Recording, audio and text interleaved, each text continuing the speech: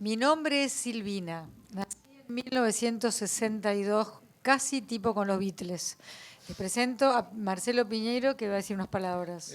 Probando el audio, ¿no? Probando el audio, puedo decirles que me llamo Marcelo Piñeiro y que nací estoy en en el esta año... gratísima compañía. Claro. Yo me llamo Alejandro Masi, placer verlos, placer conversar acá con los señores. ¿Tu apellido? ¿Se oye bien acá? Sí, se oye perfecto. Masi, ¿de qué origen es? Italiano, Machi, Machi. en realidad. Te iba a Sí, preguntar si, sí. si eras Machi en realidad. ¿Qué más estaba pensando? Los Beatles. Qué lindo fue crecer cuando crecimos nosotros, ¿no? En algún aspecto. En algún aspecto sí, en otro diría que no tanto. No, nosotros no tanto. No usábamos cinturón de seguridad y acá estamos. Y ahora no hago una cuadra sin un cinturón de seguridad. Qué loco, qué loco De y eso qué bueno. somos sobrevivientes. Somos sobrevivientes de muchas cosas. De tantas cosas. Estábamos esperando un locutor, nos dijeron. ¡Hola! No te vi, perdón, pensé que venías acá. Perdón, quiero decirles que un locutor o una locutora son personas con una gran vocación, estudios y carnet. Todo eso yo no tengo, por eso vino el locutor para que pedimos un aplauso. Muchas gracias. Qué honor, Silvina Chediek. Y bueno, sí, Cosal o Iser. Cosal. Porque son, viste, que Cosal. Cosal o Iser. Orgullosamente Cosal. Orgullosamente, como mi querido Luis Fuxen. Exacto. Bueno, buenas tardes, bienvenidos. Antes que nada, desde CAPER queremos agradecer a DAC, directores, autores cinematográficos y audiovisuales, por esta mesa redonda, donde se presentan y se encuentran los directores de algunas de las series más vistas por el público, como El Reino, Santa Evita, entre muchas otras. Nos acompañan hoy Marcelo Piñeiro, él es director audiovisual y guionista, ganador de numerosos premios, entre ellos Premio Conex, Cóndor de Plata, Sur y Goya. Ha estrenado 9 largometrajes, fue el productor ejecutivo de La Historia Oficial, ganadora del Oscar de la Academia de Hollywood, y el Globo de Oro a la mejor película de habla no inglesa, y su más reciente estreno fue El Reino, ganadora de los premios Platino y Sur a mejor miniserie. Nos acompaña también Alejandro Masi, licenciado en Filosofía, se formó actualmente con Agustina Leso y colaboró una década con María Luisa Bemberg. Se desarrolló en paralelo en teatro y en cine. Simultáneamente escribió y dirigió exitosas series televisivas, entre ellas Tumberos, La Lola, los exitosos Pels, Criminal, Sol Negro, Variaciones Walsh, y adaptó y dirigió 3 temporadas de En Terapia. Recibió el premio Conex de Platino en guión de televisión. Cuenta con varias obras estrenadas, entre ellas se destacan El Impostor, Los que aman odian y su más reciente estreno, la miniserie Santa Evita. Modera la señora Silvina Chediek, periodista y conductora de programas de radio y televisión desde 1984 hasta la fecha. Se destacan El Espejo, Imagen de Radio, Confesiones al Oído, El Gusto es Mío, Letra y Música, Mil Gracias, Cada Noche y Miradas, entre otras. Ganadora de 3 premios Martín Fierro, diploma al mérito Premios Conex, 3 veces distinguida por la Fundación Huésped, Premio Mujeres, Banco Provincia y muchos reconocimientos de ONGs. Conductora de múltiples eventos culturales, entre ellos los premios DAC. Bienvenidos. Muchísimas gracias, muchas gracias. Sí, bueno, DAC me ha convocado varias veces para cuando entregan distinciones, eso es muy emocionante. Y esta vez, en este marco de CAPER 2022, la suerte de ser convocada para estar con gente a la que admiro mucho, profesionales apasionados. No hay otra manera, creo yo, de hacer lo que ellos hacen, sino es con infinita pasión, y ellos dirán qué otras cosas. Si sudor, sueños, capacidad de levantarse luego de alguna frustración. La mesa iba a tener a 2 integrantes más que tuvieron diversas dificultades, por suerte no graves, pero bueno, les mandan a todos sus disculpas y sus saludos. Vamos a empezar por una pregunta que es medio obvia, porque podemos empezar desde el presente. Dicen que ahora cuando vos haces un currículum tenés que poner primero el hoy y viajar hacia atrás, ¿no? Y está buenísimo pararnos aquí y ahora en una realidad que ya a los más jóvenes les parece, pero ¿qué? ¿Cómo, no? ¿Cómo que no hay plataformas? Las plataformas son lo más normal que hay. Para cuando nos criamos nosotros había 4 canales de televisión y el cine, cuando tenías mucha suerte, ¿no? Muchas cosas han cambiado desde que estos señores, cuando eran niños, empezaron a soñar con lo que tal vez ni siquiera con lo que son hoy? No sé, ¿se animaban a soñarse lo que son hoy? No. Más cerquita del micrófono. No, la verdad es que la vida sorprende, qué sé yo, uno siempre se proyecta cosas, pero después la vida va para donde quiere, ¿no? ¿La vida- filosofía en qué momento apareció? Aparece de entrada porque yo soy de una familia de egresados de filosofía. Entonces, los primeros libros que leí, los libros de la casa eran esos, eso me interesó y siempre fui para ese lado. Y cuando aparece el cine, luego todo dejé impronta en uno y es el día de hoy que eso sigue estando en mí, a pesar de no haber seguido un trabajo, una carrera académica. Pero sí sigo leyendo filosofía, pero por supuesto no me dedico profesionalmente a eso. Claro, pero seguramente atraviesa lo que haces, porque es a pesar de uno, ¿no? En Como realidad creo todo que el todos. camino que uno sigue, no sé, Sí, ¿no? Marcelo, pero todo lo que uno pasó queda en uno, ¿no? Marcelo, te hago esa misma pregunta como disparador, así de cómo te soñabas o qué soñabas. Seguro que el tiempo de hoy no lo podíamos concebir nosotros hace 20 o 30 Imposible. años, ¿no? Imposible, pero mira, a mí, si bien desde que tengo memoria me gustó el cine siempre, y los regalos que pedía tenían que ver con el cine, proyectores. Ay, el Cinegraph. Bueno, sí, me habían regalado uno de 16 milímetros, No. mudo, ¿eh? Pero bueno, iba a los cines y pedía las películas cortadas, ¿viste? Esas tiritas y las proyectaba así, Pero es como que lo que yo soñaba era ser crítico de cine. ¿En serio? Porque decía, es maravilloso ser crítico de cine porque vas a ver todas las películas y te pagan para verlas y ese es tu laburo, ver películas. Y no podía imaginar nada más lindo. Por otro lado, sentía que hacer cine era para gente que había nacido en otras latitudes, no en esta. Yo vivía en un pueblo cuando era chiquito, después en La Plata, que es una ciudad chica. Y de golpe, mirá, siempre había dicho que iba a estudiar arquitectura.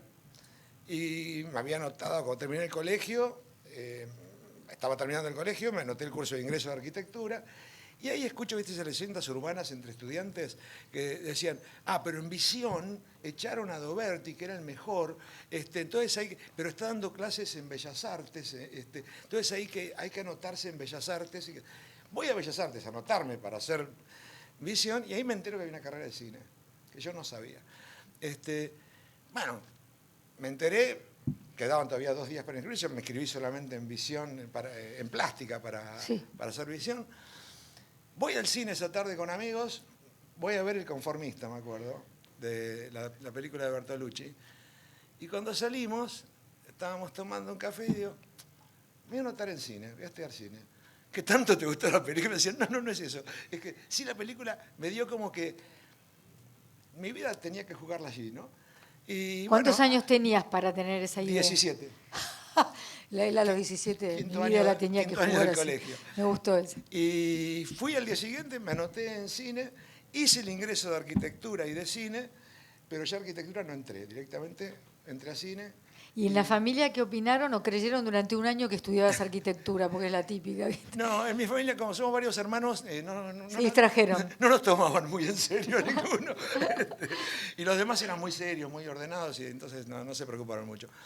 Pero sí, me acuerdo cuando terminé de estudiar y bueno, era justo tiempos un poco oscuros, estuve un tiempito fuera de la Argentina.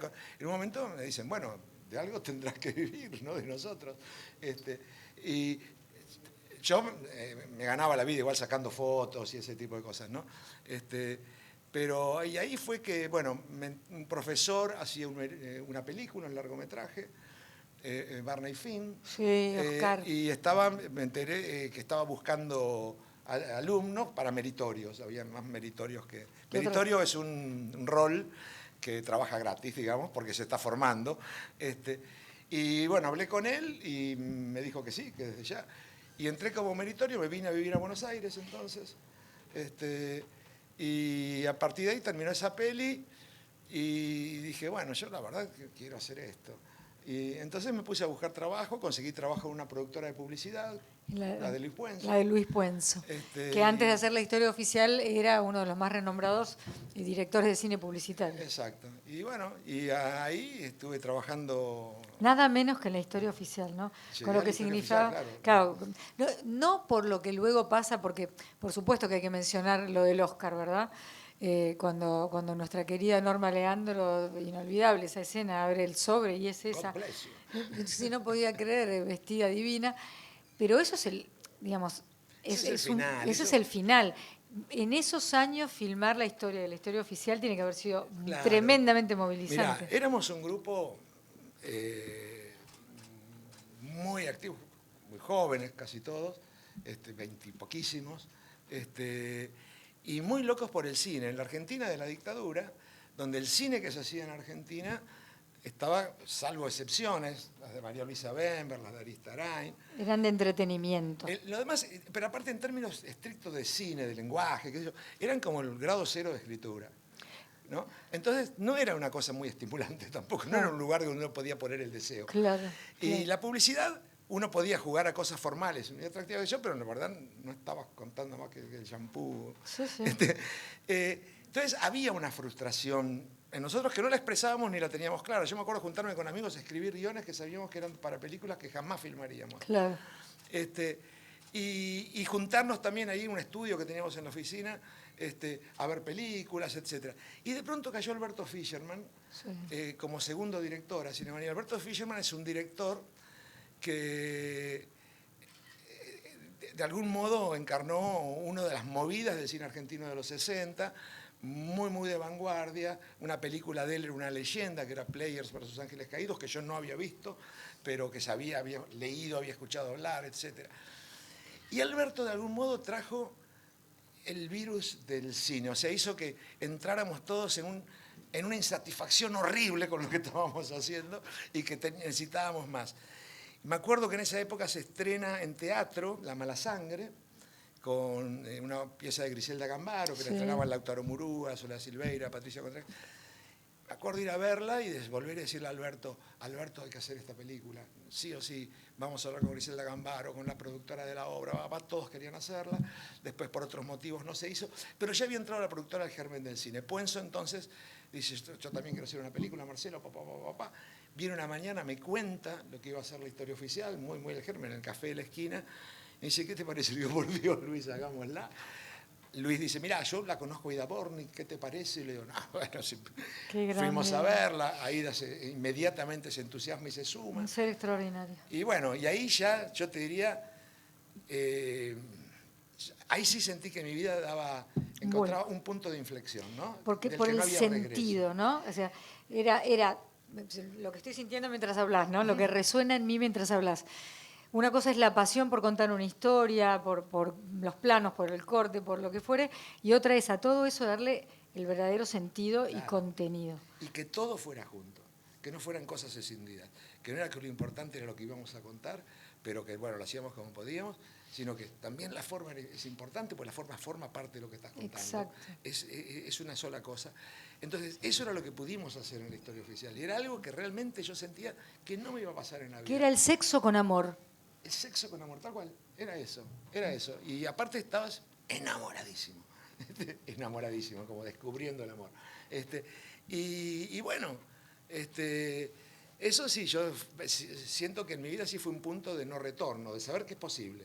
Qué ¿Viste? bueno. Una vez que conociste el amor ya sabes que existe. Eso, es verdad, la experiencia. De ahí ahora vamos a frenar para venir con Alejandro Massi a nuestros días, para luego venir con vos a nuestros días. Pero el camino ha sido muy largo y tan fructífero en ambos casos, ¿no?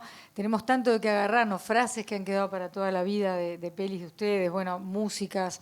El caso tuyo, Alejandro, vos todo, porque también la televisión, en fin, no te quedaste con ganas de nada, lo tuyo es multimedia. Pero quería venir a hoy, porque te tocó algo que es hoy y que no es hoy, porque Santa Evita es nada menos que la historia, ya no de una mujer emblemática que trascendió las fronteras de la Argentina y todos los tiempos, sino de algo mucho más delicado y escalofriante, como qué pasa con el cuerpo embalsamado de esa mujer que es objeto de tantas cosas, pero también tomar una novela escrita nada menos que por Tomás Eloy Martínez y convertirla en lo que hiciste. Como eso es lo último, ahora nos contarás antes de despedirnos en qué andás hoy exactamente.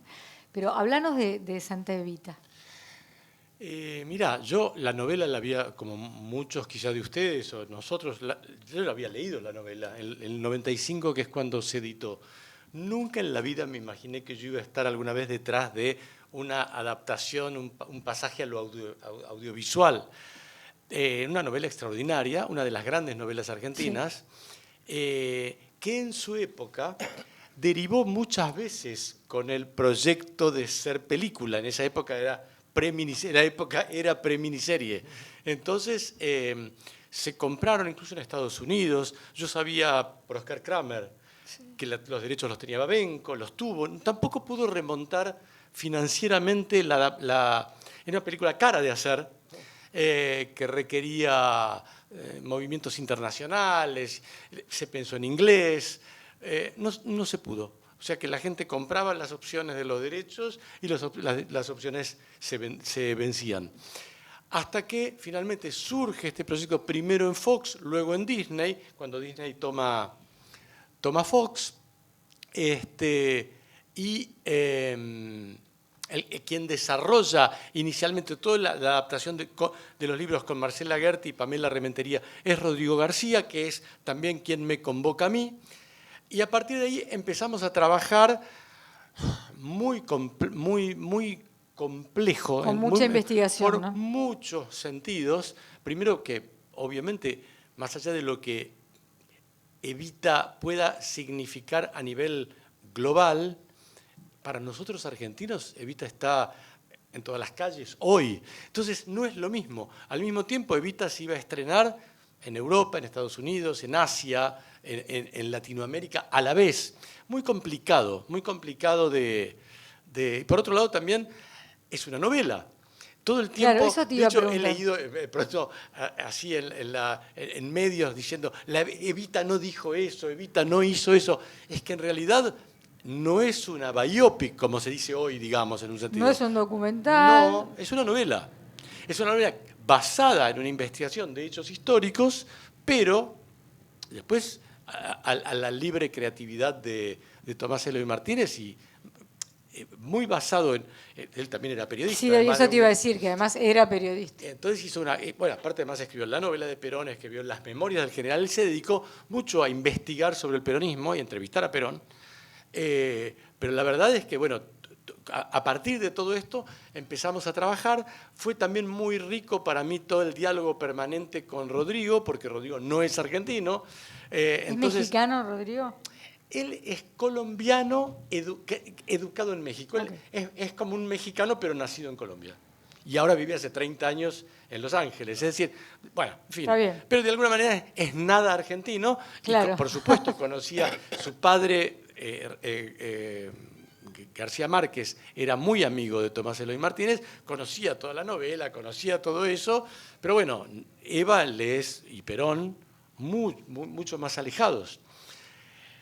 Luego, cuando estábamos desarrollando el trabajo, que fue muy complejo porque la novela comprende 5 periodos históricos distintos, además de los 40, por supuesto, además de los 50, que es cuando empieza a derivar el cuerpo embalsamado de Eva, cuando cae el gobierno en manos de la autodenominada Revolución Libertadora.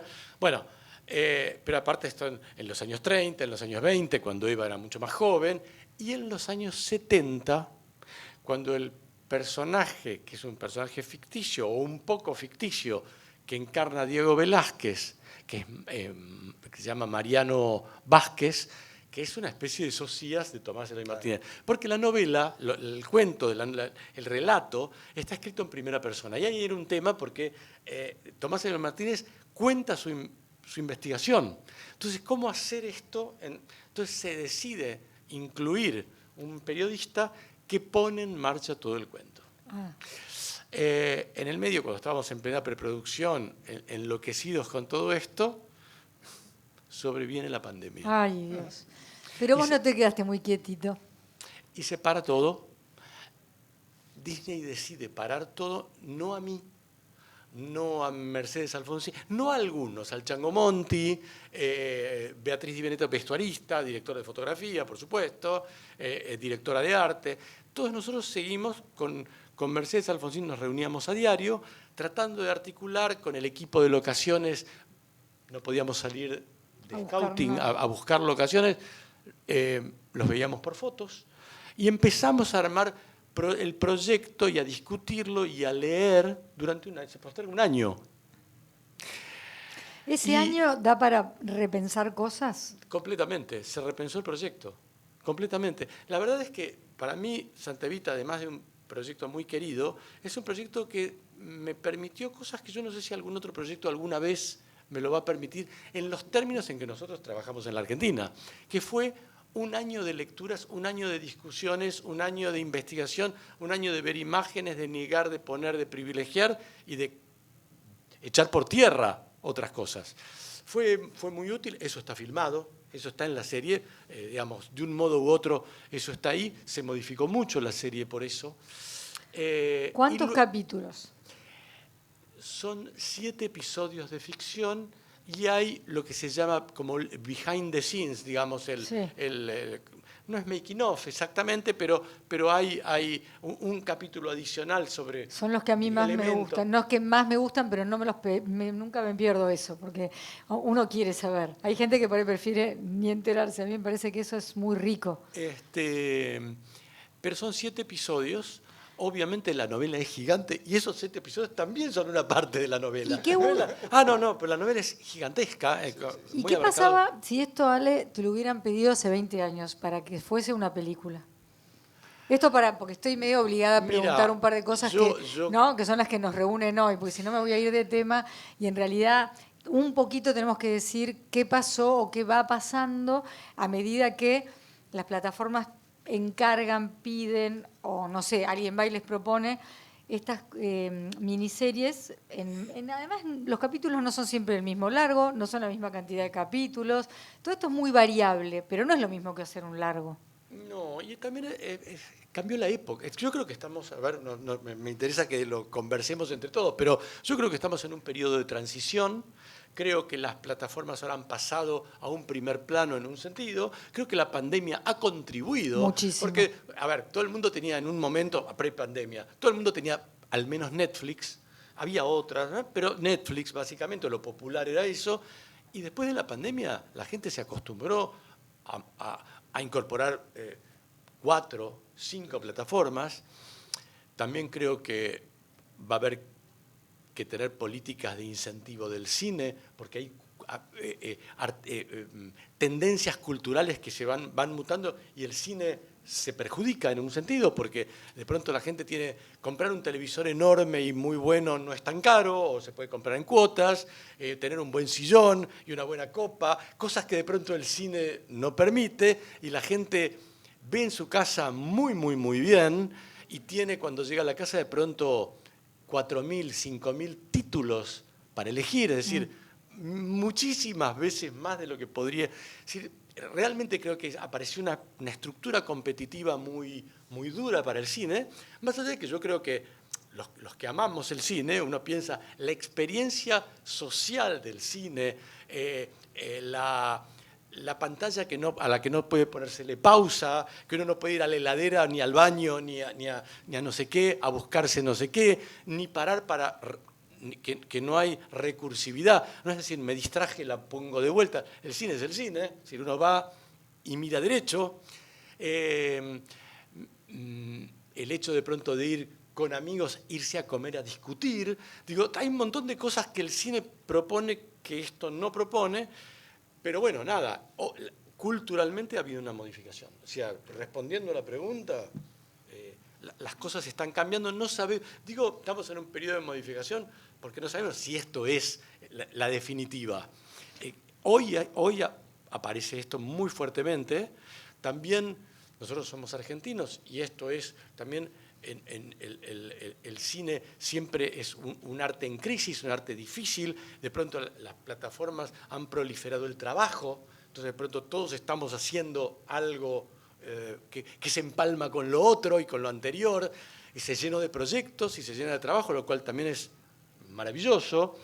En fin, nada, creo que tiene su derecho y su revés, como para pensarse. Sí, yo he leído que después de la pandemia donde más cuesta que la gente vuelva es al cine, que no pasó con los teatros. Y eso que hay una oferta teatral entre los teatros de Corrientes, aledaños a Corrientes y los mini teatritos, la gente volvió masivamente y al cine cuesta más, por todo, calculo que por todo lo que acabas de decir, ¿no? Toda la oferta que hay. Primera vez que te proponen hacer una serie, ¿cómo fue? ¿Cómo lo sentiste? Bueno, yo nunca había hecho nada que tuviera que ver con series, yo he hecho películas nada más, mi relación era solamente con el cine, salvo como espectador. Que a partir de unos 20 años, cuando vi la serie de Wire, descubrí un nuevo formato que era diferente también a lo que se veía antes en televisión y que eso sí me atrajo mucho, pero que también sentía que aquí no, digamos, yo en mi lugar de trabajo en Argentina, España, y era todavía una televisión más regida por la televisión abierta, los ratings, otra manera de entender la ficción y los relatos, y eso la verdad que no me seducía. De pronto, bueno, aparecen las plataformas, aparece esto, y me llaman de Netflix para ofrecerme un proyecto, a mí y a Claudia. Claudia Piñeiro. Claudia Piñeiro. Yo había que adaptado, no son marido y mujer ni hermanos. no, ¿Qué serían en realidad? hasta se escribe distinto el apellido, el mío con Y, el de ella con I latina. O sea, no somos nada, pero ahora somos muy amigos. Ahora son una dupla muy poderosa.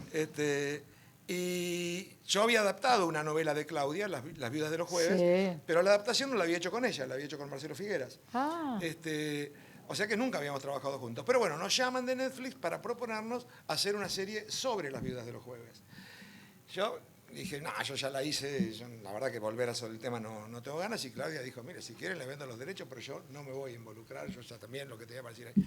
La cosa que esa reunión hizo que nos reencontremos, Claudia y yo, y quedamos en ir a comer un día para charlar de nuestras vidas, Y ahí los dos empezamos, porque la verdad, qué pena que no nos haya gustado el proyecto, porque qué bueno sería hacer una serie, y los dos empezamos a charlar de serie, nos gustaban casi las mismas. Y yo le dije, Claudia, propongámosle algo. Entonces, bueno, planteamos dos ideas, las dos nos gustaban, le dimos un poquito de vueltas y nos quedamos con una. Lo pasamos a 5 páginas y llamé a la gente y le dije, mirá, ustedes nos dijeron tanto que querían trabajar con nosotros, tenemos una propuesta para hacerles, a ver qué les parece.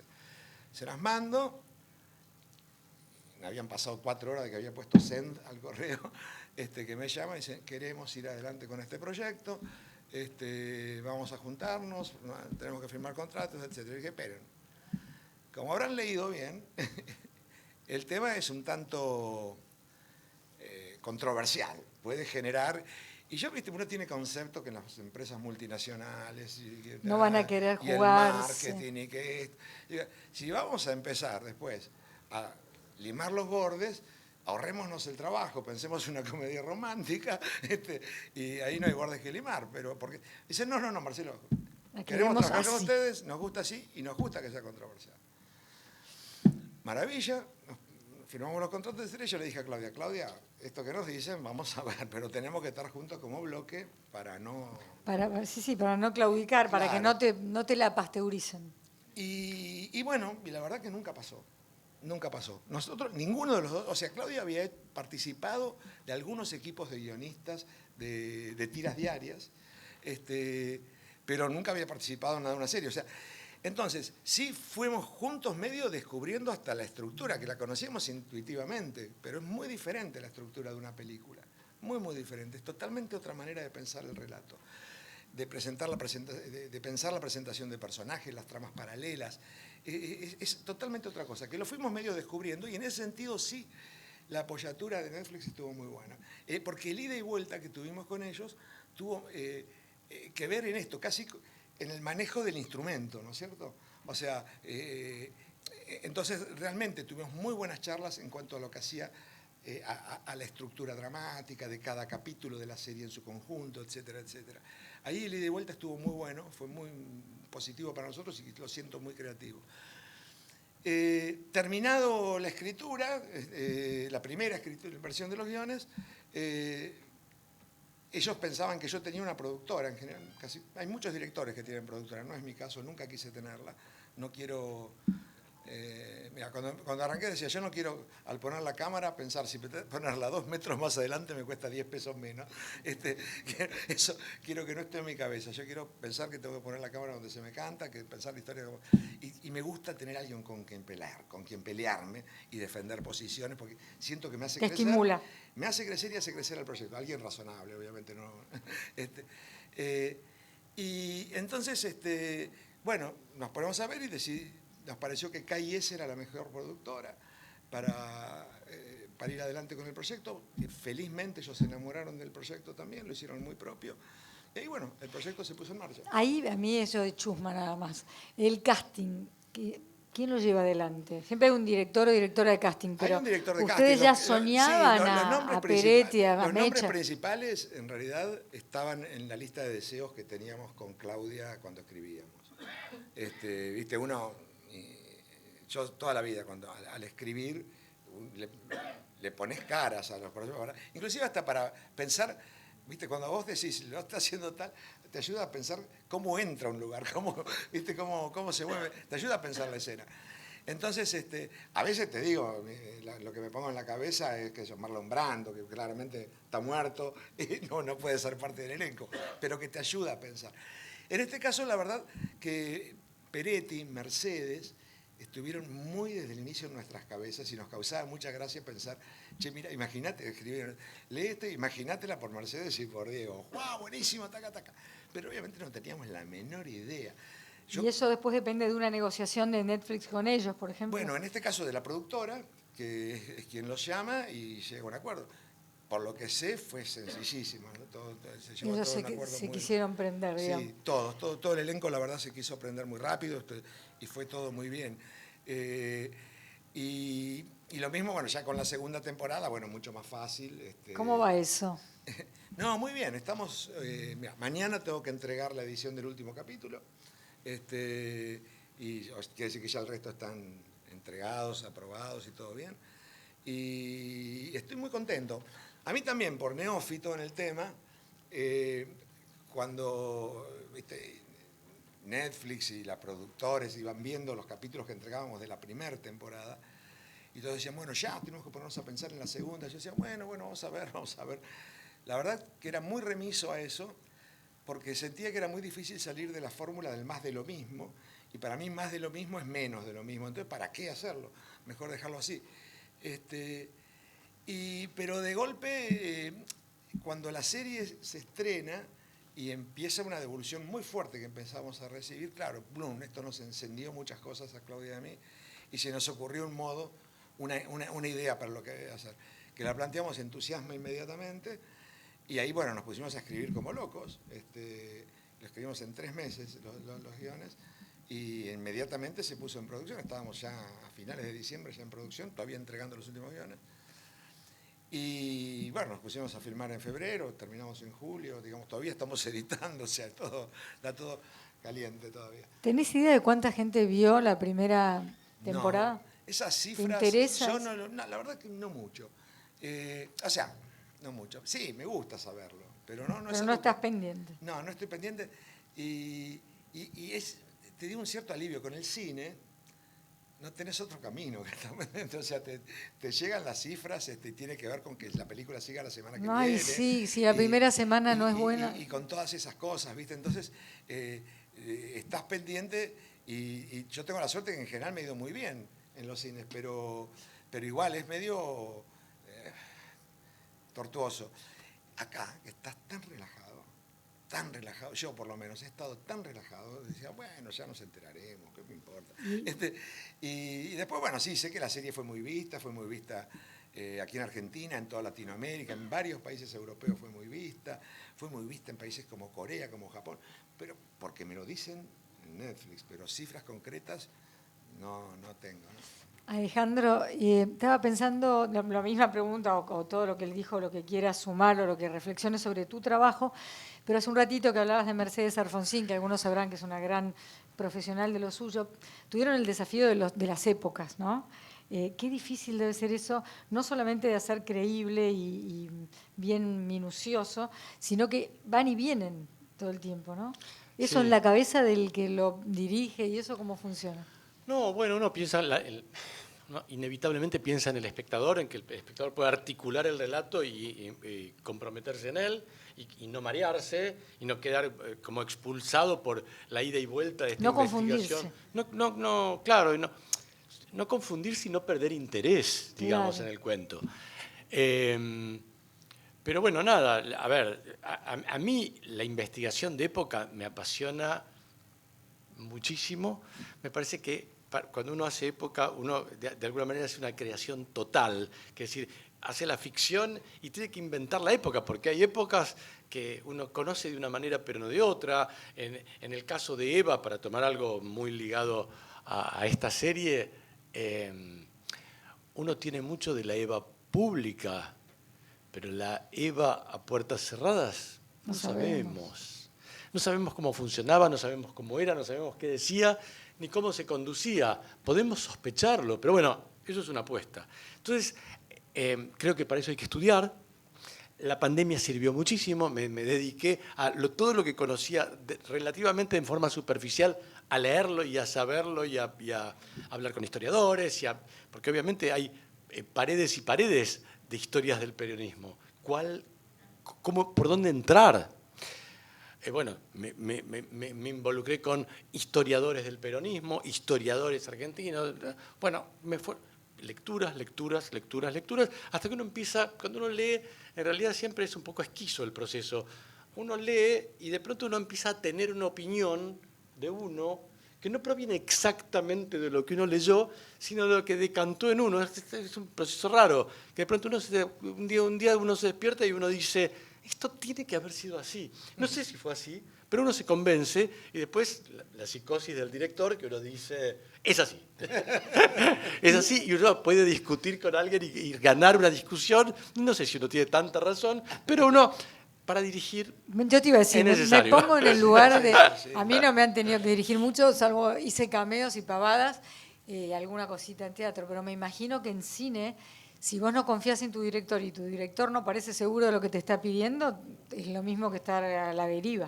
Por aparte, además, más allá del chiste, hacia la lógica de lo que se está haciendo. Es que es el director el que porque tiene la concepción. Uno tiene que ensamblar piezas, entonces esas piezas tienen que tener una lógica interna. Y esa lógica interna es una lógica de dirección, como digamos la palabra, más allá de la figura así narcisista del director, tiene que ver con una cuestión de vertebración del trabajo. Tienen que encajar y tienen que el relato empujar hacia adelante. También el caso de la miniserie también es algo para repensar. Una cosa es una película y otra cosa es... Ahora estamos en la era de la miniserie. No es lo mismo que una película. Más allá del cine que dije Esa es como antes. la pregunta central de esta mesa, ¿no? O sea, Una miniserie la es otra diferencia cosa. o la similitud, ¿en qué se pueden parecer? La miniserie es un relato por entregas. Heredero de los relatos por entregas que ha habido en otras épocas, incluso que provienen de la literatura y no del cine, y son gravemente anteriores a la televisión. ¿Y sí? Y uno piensa también que cada módulo, esta es la dificultad de una miniserie, tiene que empezar y cerrar en sí mismo, pero además tiene que tener la responsabilidad de dejar una puerta narrativa abierta para que alguien se interese por el módulo siguiente. Claro. Que a la vez debe cerrar, etcétera, etcétera. Bueno, la complejidad de hacer una miniserie es que uno tiene que ver la miniserie toda junta, no por episodio. Digo, a veces uno dirige todos los episodios, a veces uno dirige algunos episodios, pero digamos, los involucrados tienen que articular. La miniserie, el cuento es uno solo, aunque esté cortado en pedazos narrativos.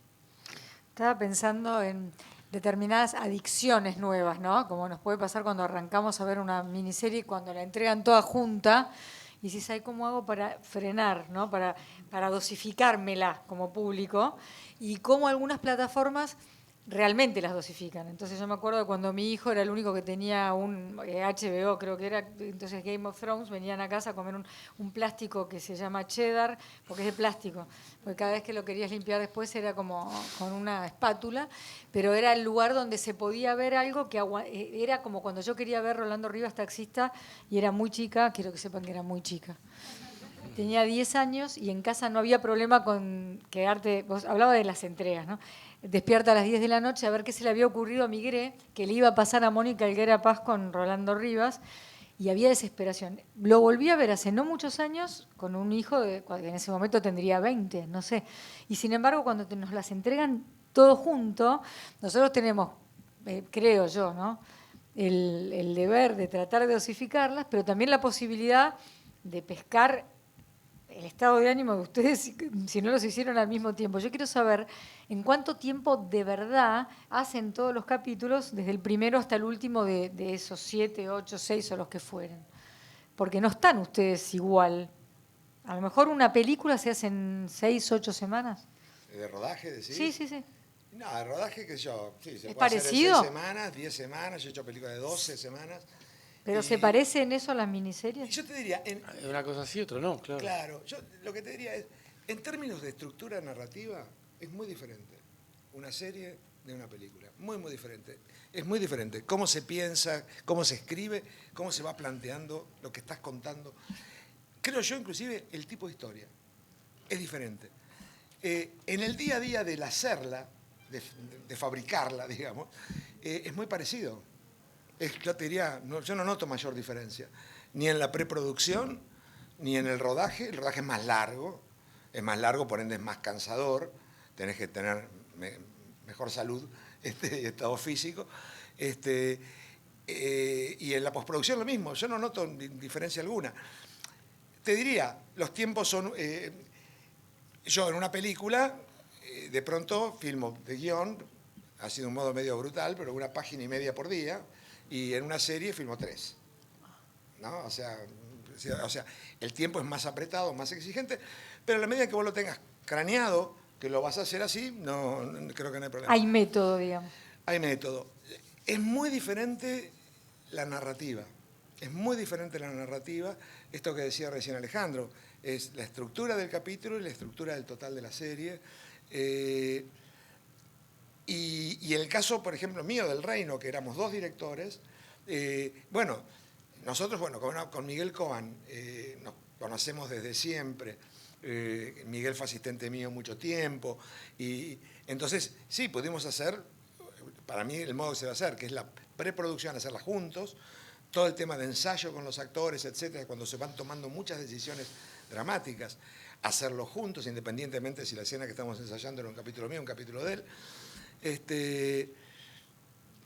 Y después, bueno, estar muy en permanente contacto con lo que estábamos haciendo, ¿no es cierto? O sea, porque lo que teníamos claro es que era un mismo relato, y que hay importantes decisiones que son conjuntas, que forman parte de la totalidad del relato.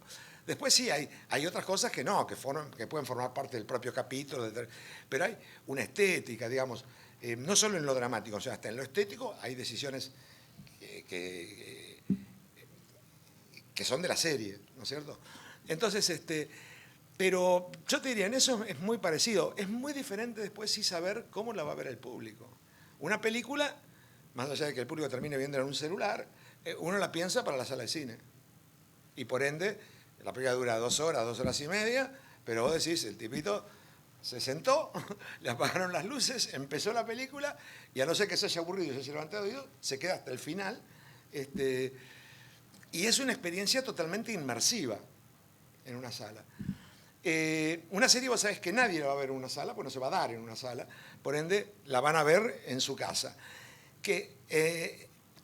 Yo, por ejemplo, como espectador de series, aún las plataformas que publican un capítulo por semana, yo espero que termine, porque no puedo esperar a la semana próxima. Una vez que terminó, me siento y la veo y me la gradúo yo. Qué genial. Y yo siento que el espectador es como yo. Pero lo he pensado siempre, cuando hacía películas también, ¿eh? O sea, yo hago películas que a mí me gustaría ver y hago series que a mí me gustaría ver y imagino que las van a ver como a mí me gustaría verlas. Entonces yo hasta me digo, o sea, los 8 capítulos de la primera, para mí se tienen que ver en 3 veces, 3 y 2, pero cada cual las habrá Ya saben, las ya habrá saben. visto como quieran. te Tienen imaginarás. los consejos prácticos de Marcelo Piñeiro. ¿Y a vos qué Este- te pasa como espectador?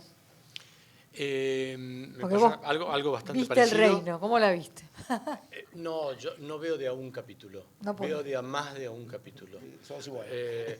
Sí, porque también uno tiene como también la deformación como espectador, digo, de la hora y media o de las 2 horas de película. Entonces uno de pronto llena con 3 episodios o 2 episodios. No sé. Está pero seteado así. no necesito que sean 40 minutos. Necesito que sean más de 40. Entonces veo y tengo la sensación, cuando termino de ver unos episodios, que sé de qué la va.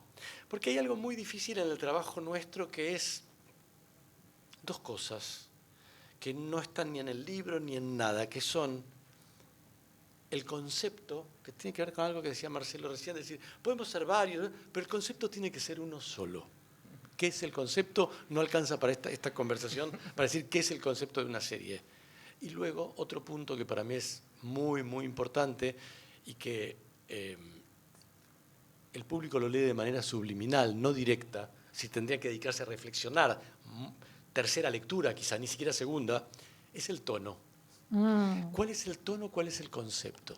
Digo, es como tema de debate, no lo mencionamos acá, no tendría mucho sentido. Creo que Iría la conversación para otro lado. Es experiencia, es lo que yo como Pero espectadora... tiene que ver con la naturaleza de ese cuento, la Claro. naturaleza del reino, la naturaleza de Santa Evita en este caso. Pero una película es igual. Ni que hablar, uno lo aprendió de ahí, digamos. Pero decir, Tono y concepto. sí, que debe ser, en el caso de una serie, que dijimos que tiene este aspecto tan esquizo de los cuchillazos entre tramos del relato, coherente. Tiene que ser el mismo. El concepto de una serie debe ser uno, el tono de una serie debe ser uno. Sí. Aunque eso después vaya teniendo grados en la dramaturgia, creyendo, decreyendo, lo que sea. Pero digamos, para que el interés vaya empujando a que la gente vea de a 2 o 3 episodios y los vea hasta el final, tiene que ver con algo que uno ha pensado en ese sentido. Y después algo que, para completar una cosa que decía Marcelo, que uno antes, toda esta situación de se estrena una película, ¿cómo le va? ¿Cómo le va el primer fin de semana? ¿Cómo le va? Y la angustia de cómo le va, porque siempre es difícil, excepto Marcelo, que ha llenado las salas como nadie en este mundo. Pero digo, para los seres humanos, Para los otros. claro, para los otros, llenar. Bueno, ¿qué pasa con la afluencia del cine? ¿Qué pasa con todo eso? En las plataformas, primero que nada, las plataformas no revelan la verdad. Claro. Si no, a mí, por ejemplo, me ha llamado Disney y me ha dicho, queremos decirte que Santa Evita superó gravemente lo que nos esperábamos en Inglaterra, en no sé qué, en Brasil, en no sé cuánto. Genial, nunca me dijeron cuánto. Al mismo tiempo, yo también me pasa lo mismo que Marcelo, saco el enchufe, digo, bueno, como no lo sé, no me angustio, digamos, en un sentido. Es un alivio, ¿no? Es un alivio, es un recontra alivio. Qué bueno. Eso es muy distinto del cine. Hay cosas que son parecidas, hay cosas que son distintas. Esto es totalmente distinto. Ahora, hay algo que extraño del cine, y que Diga. la plataforma no te lo dará nunca, es ir a la sala de cine, que está público, que un día cualquiera, un lunes a la tarde. Ay, me gusta. Primera hora. Pero digo, con una película Vos mía. esconderte. Con una película mía. Y ver ahí la película con la gente, porque hay una energía que se genera en una sala, que solo se genera en una sala, y que es mucho más verdadera sentir esa energía entre el público que lo que te vienen y te dicen después, te felicito. Y ahí no sabes nunca cuánto te están diciendo la verdad, cuánto te están haciendo verso. La energía no se miente. Ese pulso. Esa energía no se miente. Pasa en la sala o no pasa. Y eso sí, lo extraño locamente. Y eso sí, en la plataforma no tenés manera, porque sí, de pronto ahora, a diferencia de antes, las redes sociales te dan un pulso. Pero ¿qué es otro pulso? Es un pulso muy posterior, meditado, donde hasta tiene que ver con qué queda bien decir y qué no. La energía en la sala es inmentible. es totalmente cierta, ¿viste? O sea, Ahora, y- quiero preguntarte algo, porque tienes razón acá, Masi, que vos no sos como todos. Después de Es gol- feo eso, después de, sí, vos tómalo como quieras y velo en terapia, nosotros creemos eso. No, que después de meter golazos, ¿no? Del estilo de Tango Feroz, o bueno, nunca nos vamos a olvidar de Alterio gritando que la puta que vale la pena estar Caballo vivo. Bueno. salvaje. No, sí, sabía perfecto qué peli era, pero lo estoy viendo él de golpe en esa inmensidad, gritando. Es muy alta la vara esa que de tu propio éxito. Digo, y ahora como si esto, dijiste con El Reino, bueno, pará, ¿cómo hago para hacer una segunda temporada para que no sea más de lo mismo? Porque eso no quiero. Las películas entre sí no se parecen, pero después de esa taquilla. No, yo te voy a decir una cosa que, obviamente, cuando yo estaba haciendo Tango Feroz, soñaba que la película mínimamente se autopagara con el público para poder soñar otra. La película, obviamente, superó por todos lados nuestras mejores fantasías. Y ahí sí yo tuve la convicción, bueno, estas cosas, si pasan, pasan una vez en la vida. Me relajo, ya me pasó. Listo. Este, Ahora a jugar. y ahora jugar de alguna manera y aprovechar lo que me permitía, sí, lo que me costó armar Tango Feroz, fueron años de pelearme, de que nadie creyera en mí, de que papá. Y de golpe me llamaba todo el mundo, ¿qué querés hacer, Marcelo? Bueno, quiero hacer esto y quiero Panavision y quiero aquello y quiero lo otro. Tomá, a jugar. A jugar. Y por eso la película también, no es casualidad que Caballo Salvaje es una película donde de alguna manera yo juego a hacer las películas con las que me vinieron al cine cuando era así. Películas así, las más grandes que la vida, el scope, Épicas. el Technicolor refulgente, la aventura, Sí, son lo lúdico. Lo feroz y lo salvaje. Sí, esas dos palabras no son cualquier palabra tampoco. Y después, Claro, sí. plata como- quemada, o sea que anduve quemado. Ceniza del paraíso y plata quemada, anduve quemando cosas. Tenemos que estudiarte, viste que no es muy normal. Bueno, creo que tenemos un ratito, si es que hay preguntas, no podemos reflexionar, podemos preguntar, si alguien quiere preguntar, que levante la mano porque... Bárbaro. Pero creo que hay un micrófono y si no, vos decís lo fuerte que si no se oye atrás, yo lo digo. Lo está mirando Alejandro Amasi y le pregunta cómo es el trabajo con el montaje. Bueno, en principio, buena pregunta. Mientras uno está filmando, sobre todo en el caso de una miniserie, digamos, la película tiene cosas parecidas, pero cosas distintas. Vamos al caso como uno trabaja hoy una miniserie. Mientras uno está filmando, el editor de uno está editando, está preeditando. Es decir, va armando y va mandando. En general, para mí, esa es una etapa muy dura de vivir, porque yo lo primero que veo que no es lo que yo armé, no me gusta. Nunca me gusta. Lo miro y digo, esto es un desastre, ¿dónde puse la cámara? ¿Por qué? ¿Por qué hice esto? Más bien autocrítico, no es que Sí, no te gusta lo que hace el otro. No, o no entendió nada. Sí, Eso también. Esa sí. Este no entendió nada. No Esa entendió no, nada, la que no. no leyó el libro, no me conoció. ¿Para qué hablé antes con esa persona y le dije lo que quería hacer si lo que me mandó es lo opuesto? Me da... No lo elegís vos, te lo pone la productora. No, lo elijo yo. Pero, Y preguntó si no lo elegía él. pero Sí, lo digo, elige esta él, pero persona igual. cambió para peor. Cosas horribles. ¿Cómo me equivoqué con este? Hasta que después, ahora, terminado el rodaje, uno tiene... Es decir, es un armado el primero instrumental. Uno tiene que, de algún modo, transcurrir el rodaje sabiendo que tiene todas las piecitas que uno necesita para contar el cuento, pero luego cuando se terminó el rodaje, los actores se cambiaron el color de pelo, están en otro país. Quiero decir, bueno, ya no hay más nada, no hay producción, no hay nada. Entonces, uno tiene que saber que cuenta con esas piezas. Ahora, luego después, a uno ahí, cuando se terminó, que es un poco lo que cuenta Marcelo, que está terminando en este momento, uno se sienta a cerrar los episodios y en mi caso, lo digo de manera personal, doy vuelta completamente el armado. Wow. Es decir, no dejo lo que estaba, muy raro que deje lo que estaba, me gusta mucho editar, tengo una opinión sobre el material, me sirvió haber chillado contra el prearmado inicial, porque digo, esto no funciona por esto no, me tengo que cuidar de tal cosa, debo cuidarme de que tiende a no sé qué, o cierto actor que de pronto, porque uno tiene una articulación también actoral, de gente que no tiene que ver artísticamente entre sí, uno tiene que ensamblar, entonces uno también ecualiza actores más intensos que no sé qué, o que otros, o más tendientes a algo que, en fin, eso tiene que armarse, y el relato, cuando está bien contado, uno tiene que tener la sensación de que solo ve un relato y no un actor, un vestuario, una locación, una ambientación, una luz, o un sonido, o una música. Uno tiene que tener la sensación de que eso fluye, y eso es muy complejo para cualquiera, que para nosotros es muy complejo, pero el editor está siempre. En un momento al teléfono, a veces uno... En la miniserie es más difícil para mí. Yo creo que una vez que se suspendió el rodaje porque hubo un problema de contacto estrecho de Natalia y Darío, que paramos un día, fui a edición. Pero después uno está muerto, porque si una película dura 8, 9 semanas, esto dura meses de meses. Entonces también uno tiene que tener una administración energética para no morir. Si yo no puedo ir, por decir cualquier cosa, los sábados y los domingos a editar y de lunes a viernes a filmar. Me moriría. Más allá de que uno tiene una vida que tendría que cancelar. Pero al mismo tiempo, aunque la cancelara, no da el resto. No da, uno queda agotado.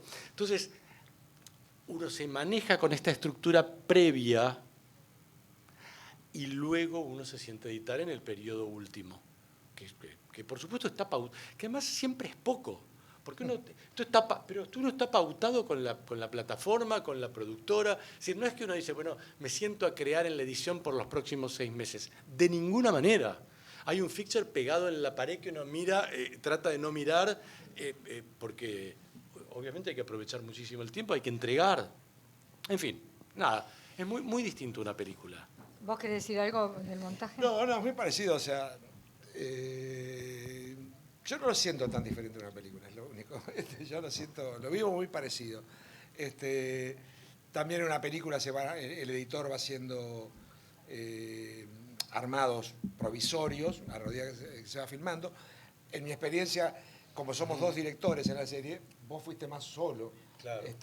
Entonces, los días, sábados y domingos trato de mantenerlos por esto, porque el estado físico te requiere. Pero los días que no filmo de semana, sí voy con el editor, si no tengo que ir a locaciones, y entonces voy teniendo un diálogo más, mientras el hacer, con el editor, que en una película generalmente no puedo hacerlo más que telefónico. Pero después la verdad de la edición siempre es una vez que terminaste el rodaje. Siempre, en una película, en la serie, etc. Ahí empieza la verdad de la edición, y ahí mismo, claro, contás todo el material y empezás a trabajarlo de verdad, y ahí empezás a descubrir el propio pulso del material que hiciste, porque por la fragmentación que es un rodaje, uno tiene un concepto de lo que está buscando, de lo que quiere, de lo que pretende, pero la verdad está en el material producido. Y ahí es donde lo empezás a tocar, a que se te torna tangible, es en la edición. ¿Hay otra pregunta ahí? Tengo una pregunta para Alejandro y otra para Marcelo. Alejandro, vos, tus últimos 2 mundos, el cine y las series, has trabajado con posiblemente 2 de las mujeres más altas de la Argentina, como son Evita y dentro del arte a María Luisa Bemberg. Yo te pregunto, ¿cómo va la próxima vara frente a eso? Mirá, yo creo... a mí me resulta también algo que no dijimos, ¿no? En el caso de Santa Evita, también el hecho de novela del 95, ejecutada en el siglo XXI, hace pensar también en otras cuestiones ligadas a la mujer, Eva, que no son exclusivamente su carrera política, su carrera artística, todas las cosas de las que se han hablado, pero el hecho de la vejación y manipulación de su cadáver embalsamado es de una ferocidad tal que hoy nos hace pensar también en qué pasa con los hombres, qué pasaba o qué pasa con los hombres y con las mujeres, y uno también se sorprende mucho de que nadie lo haya dicho nunca. Es decir, la novela hoy, a pesar de Tomás Eloy Martínez, porque Tomás Eloy Martínez ha fallecido y escribió una novela que en un sentido es tan tridimensional que uno puede hoy visitarla y hace una lectura también de la mujer en la novela. Y en el caso de María Luisa, yo la verdad es que me pasa distinto y me pasa lo mismo. Yo me acuerdo perfectamente cuando María Luisa, yo empecé, era muy chico, recién salía de filosofía justamente, empecé a trabajar con María Luisa y el compromiso que tenía María Luisa, político, digamos, y su cine estaba en un sentido tan comprometido, su contenido con su posición. Me parecía muy interesante como artista el hecho de que aquellos por lo cual ella bregaba era sobre lo cual ficcionaba. Pero era completamente o parcialmente desoída. Yo me acuerdo, yo que trabajaba con ella, a mí venían por detrás mujeres también, no solo hombres, que me decían, qué pesada con este cuento del feminismo. Si ya somos todos iguales, ¿qué más quiere? Año 80. Sí, imagínate. Y Para Marcelo. Y para Marcelo, bueno, acabas de decir que terminaste tu segundo reino, pero de aquí en más también, pongámosle que las dos producciones ya están, no se cae nada, todo sigue. ¿Preferís seguir con serie o volver al cine, a la pantalla grande? Me gustó mucho hacer serie, pero quiero hacer una película ahora. Ahora quiero hacer una película y me gustaría después volver a hacer otra serie. No el reino termina acá, ese universo ya está. No siento que sí, en ese sentido es un universo para mí cerrado. Pero tengo ganas de volver a pensar en términos de cine. Siento que de algún modo uno piensa en términos más de lo que es abarcable por lo humano. Y la serie te exige ser un poquito superhombre. Y está bien, ¿viste? Ya está. Me gusta más lo humano. Sí, igual es humilde, Marcelo, porque en realidad, la verdad es que una película es de una dificultad tremebunda, pero diferente. A mí me pasa exactamente lo mismo, porque es como si uno piensa en la novela, es decir, la novela en el sentido literario, digo, es como un relato completo. Creo que hay en un sentido, me parece que es más interesante para uno habitar un solo relato que la fragmentación de la miniserie. Me gusta mucho, pero me pasa lo mismo. Tenemos otra pregunta acá adelante, decila y yo la repito. Bueno, la pregunta es esta. Ya viene el micrófono, espera. Gracias. Gracias. Con respecto a lo que habías comentado vos y a lo que sintió Alejandro, con respecto a que ahora, después de la pandemia, volvió más gente al teatro que al cine. Sí. ¿No debe ser también por eso de que, fuera de que hay pantallas grandes, que uno puede ver películas y todo eso, es que falta ver a los actores nuestros, a los actores argentinos en películas argentinas, porque básicamente está copado por películas extranjeras? Sí, mira, yo creo que es un tema muy complejo el de los espectadores y el cine. Hay una demostración cabal de que el público argentino quiere ver cine argentino, 1985. Sí. 1985 no hay mejor demostración, tuvo todo en contra. Anunciar desde mucho antes de que a las 3 semanas lo ibas a poder gratis en la plataforma, que se le cerraran las principales salas. Y de cualquier modo, la película en los cines que se dio era a sala llena. A cualquier hora. Se notaba la energía que hablábamos. Sí. Y yo, mirá, la vi 2 veces en el cine. Las 2 veces mientras bajaba las escaleras, rodeado de gente, porque era muchísima gente, uno escuchaba que hablaban de la película, contento, en general la gente muy excitada con lo que había visto y discutido, pero también nadie dejaba de nombrar la experiencia de ir al cine. Sí. De ir al cine, de sentir que lo estaba viendo con otra gente. Entonces, yo digo, el tema de las salas de cine, que sin duda se agravó con la pandemia, pero el problema no empezó con la pandemia, el problema venía de antes, y el problema que es un tema que también, digamos, en general tiene que ver con lo que es la exhibición. La exhibición no es solo salas de cine, también son plataformas de exhibición. Lamentablemente, la exhibición está cada vez en menos manos. Cada vez en menos manos. En este momento, en las salas de cine, los complejos principales están asociados con majors americanas. Claramente es más negocio casi el candy bar que la venta de entradas. Sí. Entonces hace que de pronto películas que funcionan muy bien con el público, pero que no venden candy bar, las quieren sacar rápido. Entonces, hay una cosa que dijo Spielberg hace unos cuantos años, que conoce mucho más del negocio que todos nosotros. Spielberg y Scorsese hicieron una declaración diciendo que ojo con los que están manejando Hollywood, refiriéndose también a todo el sistema de exhibición, etcétera, que por hacer estos parques de diversiones de alguna manera que están haciendo, están liquidando el cine. Porque para eso han expulsado un público del cine. El público que vos expulsás es muy difícil volverlo a traer. Una película evento como 1985 puede hacerlo, pero no todas las películas pueden ser evento. No hay modo de que todas las películas sean evento. Entonces, por otro lado, yo creo que el cine tiene mucho que ver con... Ya no estoy hablando de cineastas, de la preocupación de Alejandro o mía como directores de cine y lo que podemos hacer, sino estoy pensando en términos de nuestra sociedad, de las sociedades. No hay mejor medio que el cine para que las sociedades cuenten sus propios relatos, encuentren sus propias fantasías, sus propios deseos, sus propias críticas, sus propios horrores. El cine es de por sí, desde que nació, una experiencia comunitaria. Es una experiencia de...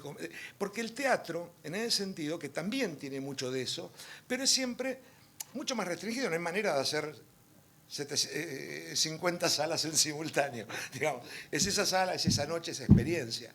El cine puede tener las 5 funciones diarias en 300 salas. Estar simultáneamente generando esta situación colectiva de plantear temas, etc. El cine, cuando yo me enamoré del cine, seguramente cuando vos te enamoraste del cine, el cine generaba agenda. Sí, claro. El cine generaba agenda. Las películas tenían más o menos éxito, pero metían tema. Sí. Hay cosas que solo podemos nombrarlas a partir de películas, que digamos que hay películas que le dieron nombre. Claro. Entonces, ¿cómo recuperar eso? O sea, yo soy sincero, yo a veces soy muy ingenuo, ¿no? Porque me gana el deseo de que las cosas sean mejores. Entonces, con las plataformas en un momento dije, bueno, por ahí acá viene, pero no, es otra cosa. Es otra cosa, que está buena para nosotros, es un modo más de poder contar historias, de poder conectar con el público, etc. Pero no es el cine. No es el cine, no es la experiencia del cine. Yo no sé si ese cine del que nos enamoramos volverá a poder ser. Porque no tiene que ver solo con las películas. Sino con la sociedad. Porque hoy se están haciendo en el mundo estupendísimas películas. O sea, yo no digo que el cine de antes era mejor que el de ahora, porque realmente no lo creo. Podemos dar un montón de ejemplos de grandes películas que se dan. Lo que sí, estas películas no están penetrando. Y sí lo hacían. Uno esperaba, pero no uno que está en el cine. La señora de la otra cuadra esperaba el estreno de Fellini que iba a ser la semana siguiente. Y el fan de Woody Allen esperaba la de Woody Y la Allen. película Hay de una Woody cuestión Allen. que quizá tenga que recuperarse, que es la mística, ¿no? Que es algo que hace a esta experiencia social que uno que es previo a todo eso, iba todas las tardes a ver un ciclo a la Sala Lugones o a los estrenos de Fellini o a los estrenos charlas, o a las debate. retrospectivas. Es decir, había una cosa que era grupal, uno iba con un grupo de amigos, eso se trasladaba. Es una experiencia social que yo creo que no es trasladable a las plataformas y las redes. Me parece que es distinto, que está más ligado a otra cosa, que no tiene esa mística de ninguna manera, aun cuando le vaya muy muy bien y todos necesitemos de ellas. Me parece que el cine, ese aspecto del cine es irreemplazable y debiera volver y debiera estimularse, porque si no, después vienen los fenómenos comerciales mafiosos, digamos, que pocos dueños de la sala tienen el candy bar, que entonces los niños compran pochoclo, los grandes compran pochoclo. Bueno, toda una cuestión que daña todo esto y no lo impide, pero Porque la verdad es que... la producción cultural debe circular. Si no circula, No existe. No se oye, el micrófono está acá y hay una pregunta justo atrás tuyo de alguien que no preguntó. Pero no, hacelo y pasale el Que micrófono. me parece que pasa con las series también, ¿no? Que es un producto, en definitiva. No, yo te diría, las series, habrá series que son producto y series que no lo son. Y hay películas que son producto y películas que no lo son. Yo no creo que ahí esté el problema. El problema que yo veo en las plataformas es que también vamos hacia una concentración. Más allá de que yo creo que la experiencia cultural es diferente, por cómo es la recepción de la obra. Creo que también vamos a ir a una peligrosa concentración. O sea, si lo que pasó en las salas de cine, en la distribución, o sea, la distribución independiente, acá en Argentina prácticamente murió, pero en el mundo está muriendo. Concentración en pocas manos, quiere decir que son muy poquitas personas las que dan luz verde a los proyectos, y eso siempre es malo, por lúcidas y buena gente que sean esas pocas personas. Yo ni siquiera estoy juzgando a esas pocas personas. Así sean elegidos entre los mejores. Así tengan las mejores Sí. intenciones, son sus intenciones. Y son poquitos. Y son claro, poquitos. pero No hay es- yo creo no que es la variado. producción cultural exige para hacer multiplicidad, pluralidad de voces. Ese diálogo de las voces que piensan y miran diferente, es lo que enriquece una producción cultural. Plataformas en pocas manos, también quiere decir, también en ese terreno cada vez menos, la luz verde en menos manos. Y eso está mal, eso está malo, eso no es bueno. Una pregunta ahí. Es más bien un comentario. Adhiero a lo último que dijiste, pero más bien yo creo que si bien todo lo que está pasando con el cine, que la gente no está yendo, no es solo un factor de que es de pocos, porque hay un montón de ciclos, un montón en millones de lugares, de gente con poco presupuesto, con gente que no le dan esa luz verde de la que es real, que no se la dan, y gente de mi edad, gente de 30 años, va, se reúne y las ve. Hacen ciclos en el CCK y se llenan de ver esas películas, que se graban en un TREF, que graban estudiantes. El tema es que hoy en día por 400 pesos, digamos, un número minoritario, tenés acceso a una cantidad ilimitada, o sea, más de 10.000 películas a un clic de distancia, que ir al cine solo te conviene ir los miércoles porque sale más barato y es una locura y además como estamos como país también. Sin duda, todo suma. O sea, es toda una sumatoria de cosas. Que pudieran explicar el fenómeno. Claro, además de que los pudieran explicar. Si bien hay un montón de otros cines que salen un poco más barato, y si vas a Belgrano, ves esos cines llenos de pibes, llenos de gente adulta, de niñes. Entonces, esa unión que se consigue en el cine como sociedad, sigue existiendo.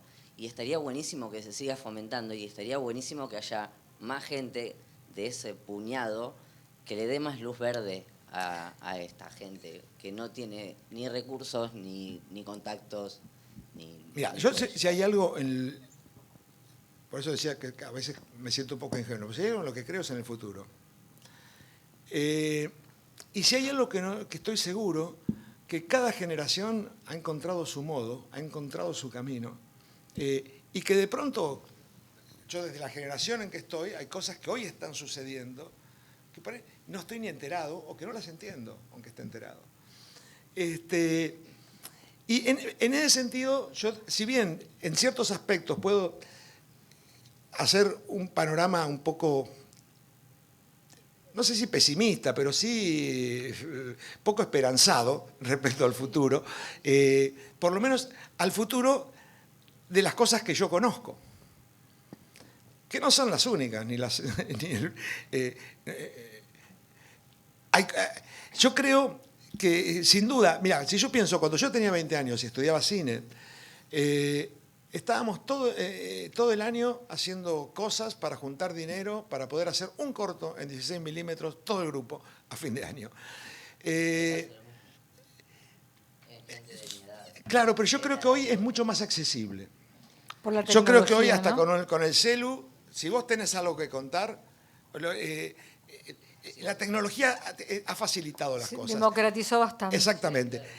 Y yo creo en ese sentido también que como la tecnología ha facilitado el hacer, y para mí te digo, en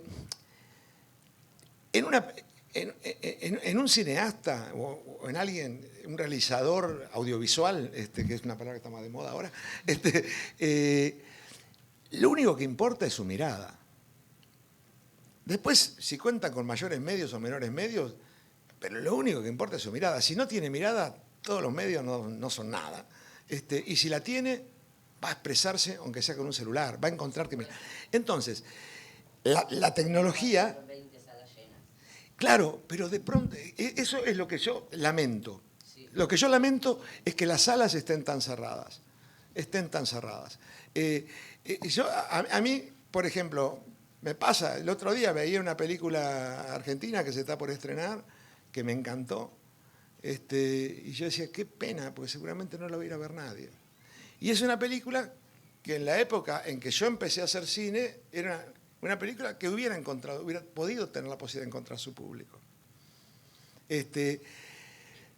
Bueno, esta época tiene esas contras, es mucho más fácil producir y es mucho más difícil que esa producción llegue al destinatario. Claro. Es mucho más difícil. Pero bueno, yo también estoy seguro que ustedes, que son los que están hoy contando el mundo que están viviendo, van a encontrar el canal.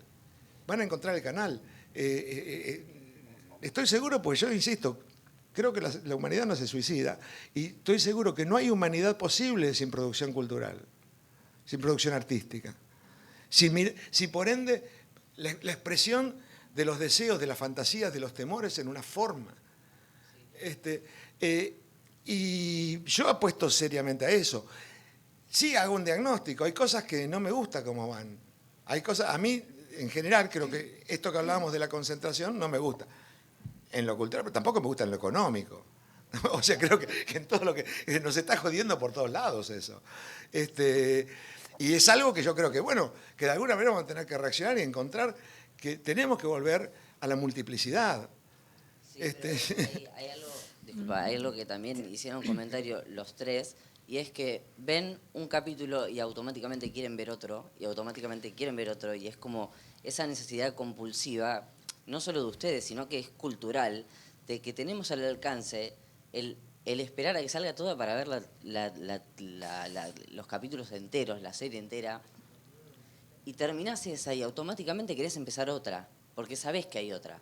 Y al toque hay otra, y hay otra, y hay otra. Perdóname, a mí no me pasa eso. A mí me pasa cuando ese material me interesa. Sí, yo he dejado, yo te estoy hablando de las series que veo, no de las que abandono. No, por supuesto. Cuando, por supuesto. Pero claro... Lo que me refiero es a la mi- cantidad, también- a la cantidad y al acceso que tenemos. Por supuesto que Pero si no, te gusta, yo la no ves. diría que la verdad es que a mí las series no me resultan adictivas como tantas otras cosas, digamos. No, cuando me interesan lo mismo que me pasa con el cine, a mí me pasa por autor. De pronto veo una película de Fellini y quiero ver otra película de Fellini. Digo, ¿y cómo fue la anterior a esa película? Digo, pero por una cuestión de interés personal, no por adicción, que es una compulsividad como salvaje. No me pasa eso. Podemos ver si hay otra pregunta. Ahí tenemos de ese lado el micrófono, se lo pasamos. Muchas gracias. ¿Quién? ¿Qué tal? Buenas tardes, muy interesante. Gracias. Muchas gracias. No, un poco, yo vengo más de la fotografía, pero un poco lo que dice allá el muchacho, el compañero, y es verdad, muchas veces pasa que la imagen se está convirtiendo en datos, y eso es un tema complicado. Y buscarle la profundidad a la película, a la serie, me parece interesante, y me parece que, Marcelo, lo que vos decís, que lo cultural tiene que rodar y le tiene que llegar a la gente, porque justamente eso transforma y genera más cultura. Y ahí yo haría un paréntesis que por ahí uno tendría que, desde los estados, que son los que regulan, más allá de quien gobierne, porque en definitiva todo lo que estamos hablando de cine y de series, que en un punto siempre hay que pagar. Y hay mucha gente que está quedando excluida de un montón de cosas, sobre todo en nuestro país, y de ver arte. le cuesta la llegada, porque sí uno puede ir a lugares culturales, pero hay lugares donde en la Argentina, que es extensa, no llegás a esos lugares, no todos tienen un Kirchner en la ciudad. Entonces me parece que eso es interesante desde ustedes, que pueden traccionar a que un poco se democratice y en algunos lugares puedan acceder a todo este arte que se está generando. Me parece interesante. Y con respecto, dejarle una pregunta, porque también un poco el tema del sujeto moderno con el teléfono, que está en interacción con otros, pero no presencialmente, es todo un replanteo también, porque está ahí en cualquier lugar, porque yo creo que ya, por ejemplo, yo tengo 2 chicos adolescentes, las series no las miran más en el televisor. Yo por ahí entro a la habitación, y que es como un culto ahora las habitaciones, y están, y le digo, che, ¿qué están viendo? No, estamos viendo tal serie, ¿no? Y ya es estamos generando un contenido increíble para que se vea en un teléfono chiquito y lo disfrutan igual, y a lo mejor con un auricular. Entonces, ahí también me parece que cómo nos preparamos para ese mundo moderno, que son estos chicos de 15 años que ya son sujetos totalmente digitales, pero con una tecnología increíble, porque no es lo mismo el sujeto digital de él de 30 años, que empezó con teléfonos muy malos, con poca calidad, al sujeto que se está creando ahora, que tiene una conectividad, porque el teléfono en sí son cosas que se le pusieron un aparato histórico, porque es justamente un aparato, se le puso conectividad, se le puso una serie, se le puso un streaming, se le puso que algo que esté pasando ahora se pueda compartir, que algo que esté sucediendo se pueda incorporar. Entonces, bueno, ¿cómo se prepara la industria para ese nuevo sujetos? Ustedes que están más porque posiblemente Santa Evita, que Eva va a traspasar todas las generaciones, algo increíble, que por suerte lo tenemos nosotros, como Messi o Maradona, lo van a ver chicos de acá unos años y le va a generar la misma fascinación que te generó a vos cuando la viste superficialmente. Antes y por ahí descubrió... Antes de que te contesten los que saben de verdad, yo que soy público A ver. y nada más, me haces pensar en que estamos muy, muy como conectados, pero no siempre comunicados, que la multiplicidad de soportes cada vez va a requerir más contenido, y eso es de lo que creo que estamos hablando desde que nos sentamos acá. De nada sirve tener un aparato si no tenés con qué alimentarlo, y ellos son agentes culturales que hacen hace mucho tiempo. Creo que no está sonando, no sé. ¿Puede ser? ¿Qué? Creo que cambió el consumo, pero no, o sea, cambió la forma, pero no el consumo. Bueno, igual tenemos muy poquitito tiempo, que la idea era más preguntas que... No, se escuchó perfecto lo que dijiste. No, lo que digo es, contenido va a seguir haciendo falta, realizadores y apasionados por el cine, por contar historias, por hacer series en este caso, va a seguir habiendo. Tenemos a ellos, tenemos a los que no pudieron venir hoy y tantos otros que son, para mí, personas que de ellos va a depender que el día de mañana, cuando alguien vaya a una cinemateca o a ver qué se veía hoy, ellos son los que nos están contando a nosotros. Y eso es de un valor, para mí, incalculable. Esos son los tesoros que tenemos, ¿verdad? Entonces, claro, a lo mejor yo no puedo concebir ver una serie así, porque más creo que tendría miedo de quedarme ciega, y además digo, quiero más despliegue. No tengo un 50 pulgadas en mi casa. Sigo disfrutando de la experiencia del cine. Las series me gustan. No me hice adicta, por suerte, a ninguna, pero digo, porque estoy medio como tratando de cerrar, ellos van a tener las palabras finales, ya estamos sobre el tiempo en el que habíamos quedado, pero de verdad los contenidos no van a dejar de aparecer nunca, porque el ser humano, yo creo que desde que existe, quiere ser contado, necesita ser contado. Los relatos orales que pasaban de generación en generación, bueno, ahora tenemos tecnología, talentos extraordinarios, ficciones maravillosas, realidades históricas inverosímiles, porque lo que pasó con el cuerpo de Eva después de muerta, y pasó, vos decís, ¿a qué macabro cerebro se le ocurrió que iban a hacer todo lo que hicieron y vejar a esta mujer después de muerta? Y resulta que es parte de la historia, y es una locura, y está contada de esa manera. Y las miradas, los puntos de vista, lo que te decía Marcelo recién, para mí, yo tengo 60 años, por ejemplo, y me maravilla ver a los más chiquititos contando de otra manera y mirando la vida de otra manera, pero me maravillo escuchando a mi vieja, que tiene 87 años, y me cuenta algunas cosas de su vida que a mí ya me parecen, bueno, parte de la arqueología, por decirlo. Bueno, y dependemos de ellos, y por eso es que estoy yo feliz de estar esta tarde acá. Quiero que cierren ellos, como lo que sucedió fue medio un debate, cada uno con lo que tenga ganas de decirles. No, solo muy brevemente una cosa, que es, uno le importa restituir el vigor que el cine tiene o tuvo en las salas, porque es el modo en que una sociedad, la nuestra en este caso, se piensa a sí misma, comparte una experiencia que hace repensarse. Por eso es que el cine tiene un valor, y de hecho siempre pensamos que movimientos enormes como la Nouvelle Vague o como el nuevo cine alemán o como el neorrealismo provienen de críticas que se hicieron a lo precedente, y que eso adquirió vigor y siguió empujando hasta hoy. Lo que decís respecto de la juventud y el celular, la tablet, el televisor, el cine, la verdad es que son fenómenos que están en mutación, que no sabemos hacia dónde van. Hasta hace poco se hablaba del fenómeno de la segunda pantalla y ahora se habla del fenómeno de la tercera pantalla, porque los adolescentes ven una película y al mismo tiempo chatean y al mismo tiempo tienen la computadora. Es decir, ¿qué va a pasar con eso? ¿Cuál es el precio neurológico que eso tiene? No lo sabemos, pero creo que es algo que es muy difícil y no es para este medio opinar. Creo que de pronto lo que nos importa es que el cine pueda conservar su vigor para que todo el mundo pueda tener acceso y ganas. Y compartir y ganas. a la sociedad. No, ese es tu mundo. Hay gente que no encuentra el deseo. Acá estamos en un micromundo, y para que una película permanezca en una sala de cine hace falta que no solamente los cinéfilos o los estudiantes de cine tengamos ganas, y la experiencia de salir, que cuesta mucho dinero salir, que a veces da miedo, depende de dónde vivas, salir de noche, o sea, hay todo un tema. Bueno, y el deseo que trascienda una sala como esta, que va de suyo, que son personas muy, muy especiales, ¿no? Yo digo que mi tía quiere ir al cine. Yo, para cerrar, digo, decir que a mí todos estos temas de cómo se ve el cine, cómo se ven las series, son temas que me encantan y que me apasionan, me gusta mucho pensar, leer, etc. Ahora, cuando estoy pensando en la película que estoy haciendo, en la serie que estoy haciendo, esto no está en mi cabeza, en absoluto.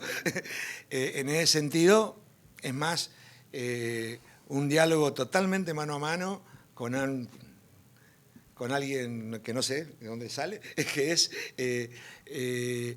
y me despreocupo por completo si eso va a ser visto en un celular, en un IMAX o cómo.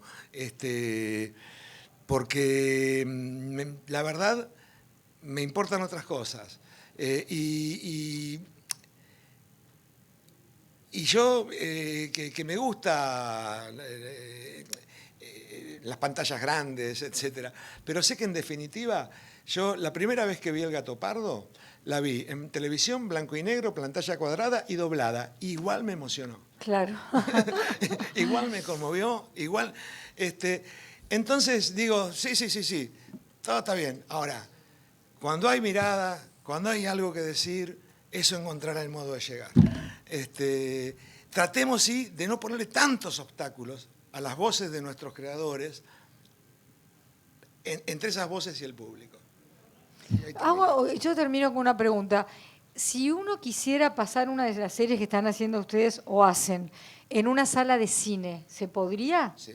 ¿No se despixela nada? No, para nada. Se me ocurrió una idea, le vamos a vender a cada una... No, vamos a hacer una ley por la cual a cada plataforma que lucra entre nosotros esté obligada a comprar un cine donde se pasen sus series.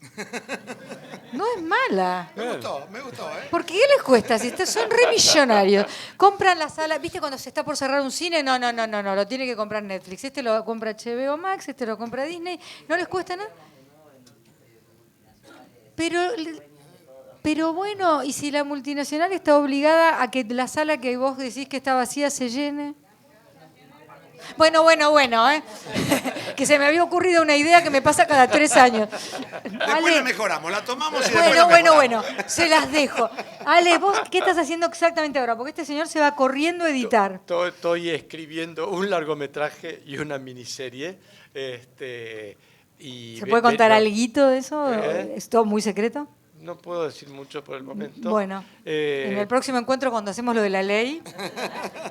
Yo tiré una, chicos, o sea, a ver, yo ya tengo 60, vos tenés 30. Está bien que esté en la multinacional, pero que pague un peaje no, que... pero hablando en serio, no nos Marcelo podemos hacía una enojar. cosa que yo comparto totalmente, que es lo monopólico. Lo peligroso de eso es que haya finalmente una sola voz, porque una sola voz, por H o por B, siempre se equivoca. Ya no hay manera de que no. Pues, en todo caso es limitada. Es limitada. Se equivoca por limitada, digamos. ¿No? Claro, no por mala. El aplauso fuerte para nuestros dos creadores. Nosotros aplaudimos a ustedes. Muchas gracias por la paciencia. Gracias por la atención. Muchísimas gracias y un placer para mí, un lujo tenerlos acá.